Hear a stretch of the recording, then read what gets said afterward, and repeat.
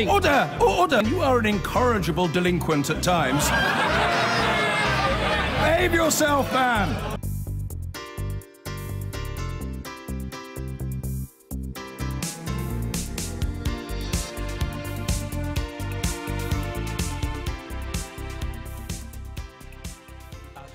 Plenty for Theresa May and Jeremy Corbyn to talk about at PMQs today, including the new Home Secretary's latest admission over the number of Windrush migrants who may have been deported, and a new report into the failure of the construction firm Carillion, that's the one with all the public sector contracts. But we're going to start by listening to the Prime Minister. Yesterday, she gave a press conference alongside President Erdogan of Turkey. He was in London for a state visit, and she addressed the deadly events in Gaza on Monday. The loss of life we have seen is tragic and extremely concerning. Such violence is destructive to peace efforts, and we call on all sides to show restraint. There is an urgent need to establish the facts of what happened yesterday through an independent and transparent investigation, including why such a volume of live fire was used and what role Hamas played in events. Well, that was the Prime Minister with clearly a prepared statement yesterday. She made it after Israeli soldiers shot dead 2 more Palestinians near the border with Gaza. Protests continued in the region yesterday, though they were on a lesser scale, with funerals being held for the 58 Palestinians reported to have been killed on Monday by Israeli soldiers, amid protests over the US Embassy's move from Tel Aviv to Jerusalem. Israel has faced international condemnation over the deaths from the UN, the United Kingdom, France, Russia and others. And we're joined now by the chairman of Conservative Friends of Israel, Stephen Crabb. Welcome to the programme. Now, even when faced with serious social unrest, when is it acceptable to shoot civilians? I think it's important to understand what was going on the Gaza border on Monday, because it wasn't quite as some commentators and also Emily Thornberry from the Labour Party said yesterday. But address my question. What happened on Monday? There was a deliberate and highly orchestrated attempt to use legitimate protests, citizens, as cover for an attempt to breach the border using fighters from the groups Hamas and Islamic Jihad, and to bring an attack onto Israeli soil. And which country on earth, in those circumstances, faced with that kind of provocation, what country on earth would we say to them, you cannot defend your citizens, you can't defend your border? Which democracy on earth would kill 60 protesters with guns? Which democracy would do that? And look, there's nothing about what happened on Monday and the loss of life that isn't tragic and deeply upsetting. But who else would do that? 2,700 injured, some of them seriously, many because they were being shot in the legs, have had their limbs amputated. Look, we know social unrest is difficult. We know that this was meant to provoke. I'm not arguing with that. We know Hamas was helping to stir it up. But is it not the job of a democracy to control large hostile crowds without mass fatalities? So you're right. So serious questions do need to be asked about the extent of the use of live fire, the extent of casualties. And by the way, Andrew, nowhere will the argument about this be more vociferous and more vocal than in Israel itself. That doesn't help the 58 people being buried. That's the hallmark of a democracy. Why do it? But I said, we know it's difficult. This wasn't. We know there was provocation. But why result in 60 people, most of them unarmed, being shot? We know Hamas have tried various attempts over the years to breach the border and to kill Israeli citizens. They've tried rocket fire with some success in the early years. Now, that's been stopped. They've invested in industrial levels of tunnel building activity to breach the border. I know that's been stopped. Isn't it why you have anti-riot police? So you don't put in soldiers with automatic rifles. You have anti-riot police to control this. But this wasn't just about meeting the challenge of noisy, loud, vocal demonstrators. There was a deliberate attempt to use citizens, Gazans, as a human shield for Islamic Jihad and Hamas fighters. But how much incoming fire did the Israeli soldiers take? Well, we know for a fact that 24 of the 58 who were tragically killed on Monday were known fighters from Hamas and Islamic Jihad. But normally... And we know that 8 of them were killed in an exchange of live fires. These were not unarmed citizens. But how much incoming fire was there to justify the deaths of 60 Palestinians? Well, like I say, there are serious questions to be asked, and a group of us will be meeting the Israeli ambassador this afternoon, and we will be putting challenging questions to him about the tactics used at the border. But let's not escape... But you don't have a word of condemnation for this, do you? It's appalling what happened. Nobody looks on it... But you think it was justified? I'm not saying it's justified. I agree with the Prime Minister. There needs to be an inquiry and serious questions asked about what happened.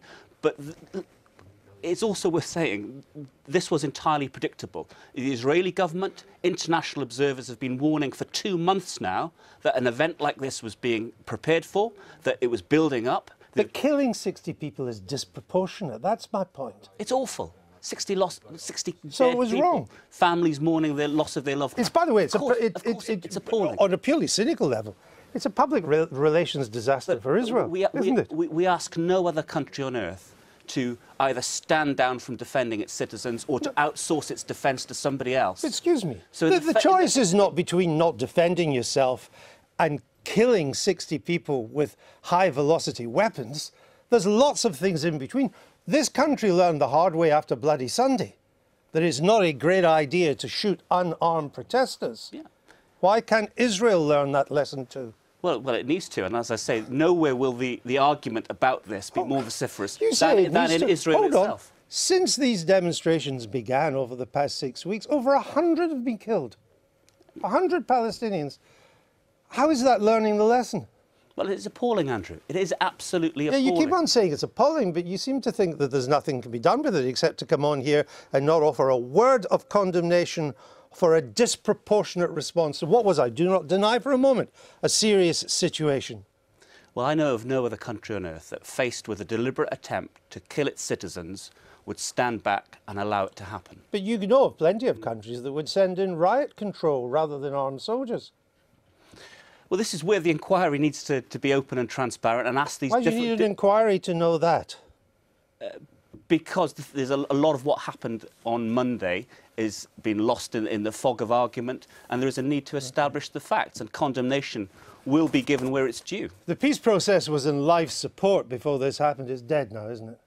Well, peace seems a very, very long way off, and while you have... Dead with each one of these live rounds that was fired by the Israeli defence. While you have a Hamas regime in Gaza that's hell-bent on the destruction of Israel. And by the way, the leader of Hamas in Gaza was saying publicly and openly before this attack on Monday, we are going to tear down your border and come and rip your hearts out of your bodies. This is the kind of language that their leadership is using. But they can hardly do that up against the Israeli army, and you know that as well as I do. Richard Bergen, what would have happened if the 40,000 protesters at 10 different points in the fence had breached the fence? Well, of course, they didn't breach the fence. No, but what would have happened if they didn't, because they were being shot?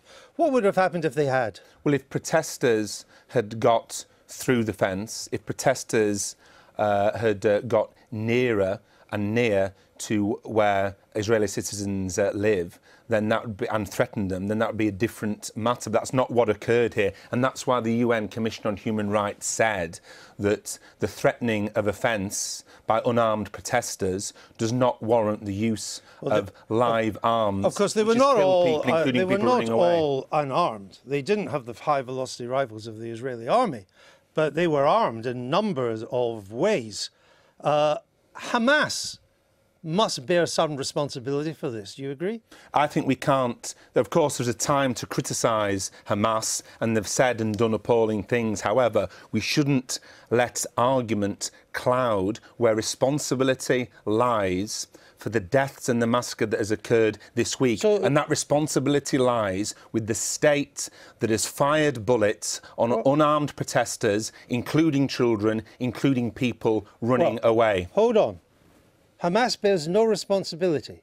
Even their social media urged people to take part in attempting to breach the fence, told them to bring knives and guns, and on the social media gave them Google Maps to show where the Jewish communities were on the other side of the fence. Having done that, they bear no responsibility. What we're talking about, actually, I'm talking about this. Is Palestinian civilians, and whatever Hamas has put on Facebook, we can't allow to cloud the issue. Who is responsible for using live weapons, shooting in the back unarmed protesters on the Gazan side of this fence, by the way, running away, including children. But the body that bears responsibility for this Hamas has... I understand that, and I've asked Mr. Crabb about the responsibility of Israel. I think you'll agree. But this protest didn't happen because one day the good people of Gaza decided to go to the fence and taunt the Israelis or try to break it. It happened because Hamas organised it. And they told the people to bring guns and knives, and they showed where the Jewish communities were if they got through the fence. Do you still say, now knowing that Hamas have no responsibility? And of course, the State of Israel, like all states, has the right to defend itself. But this, as the UN Human Rights Commissioner has said, was not such a case.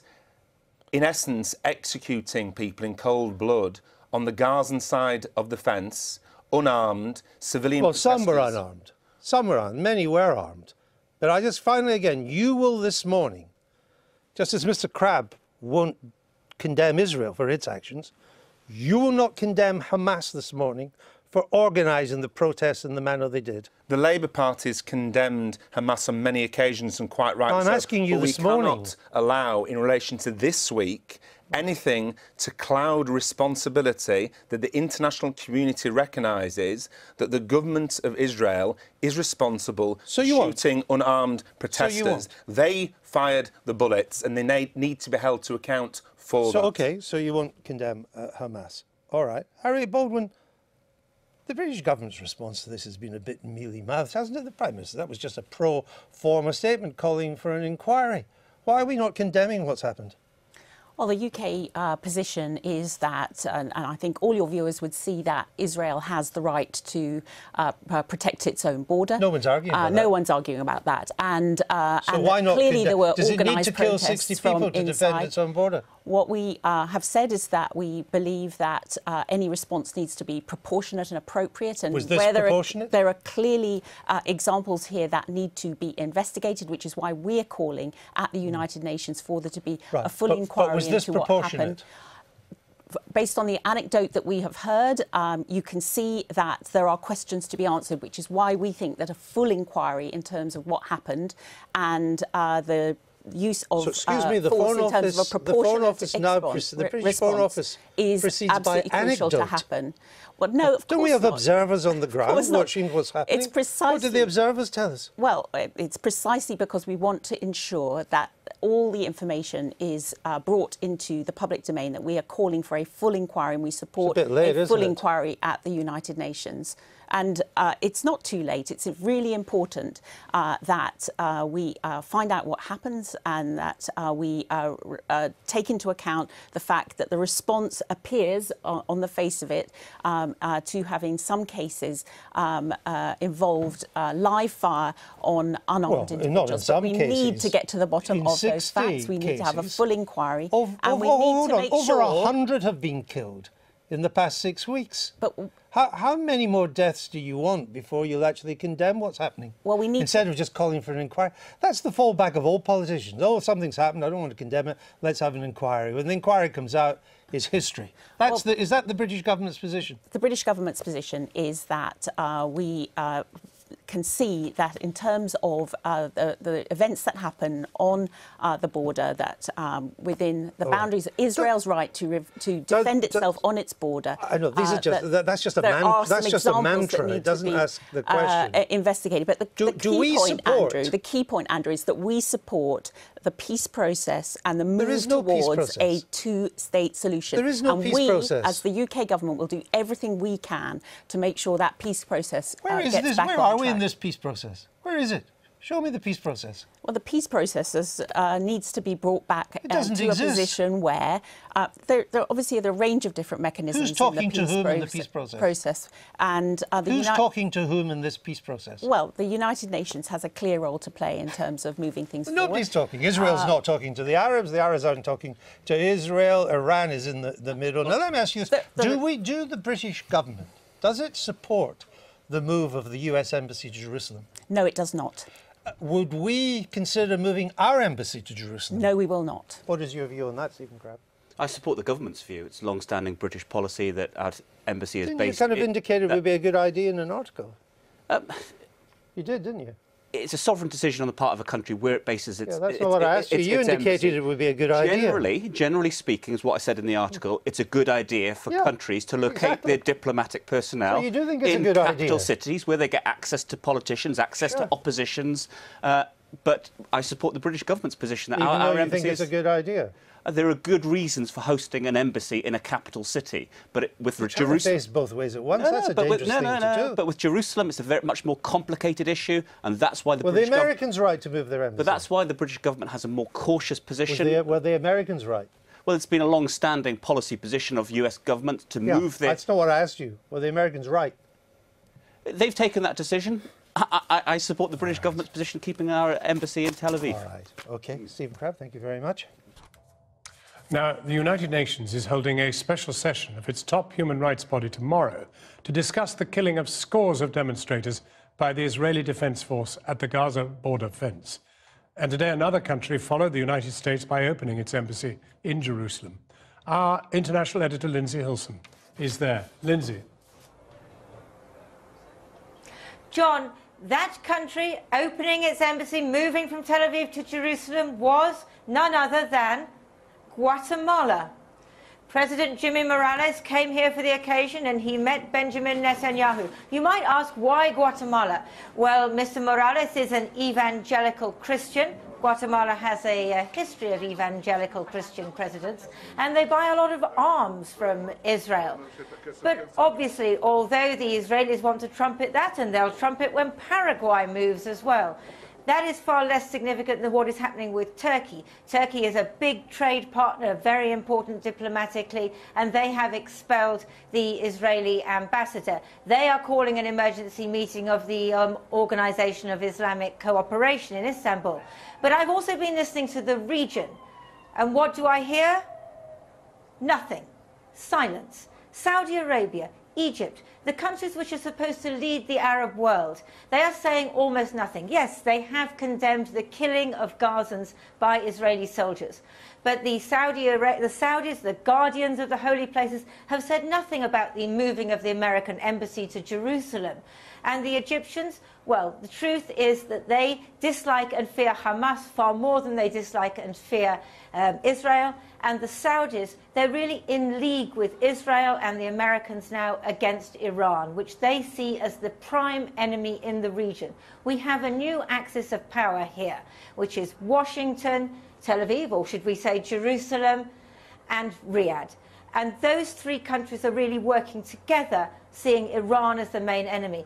I was in the West Bank today. Where does it leave the Palestinians? Well, their own leadership is weak and aging.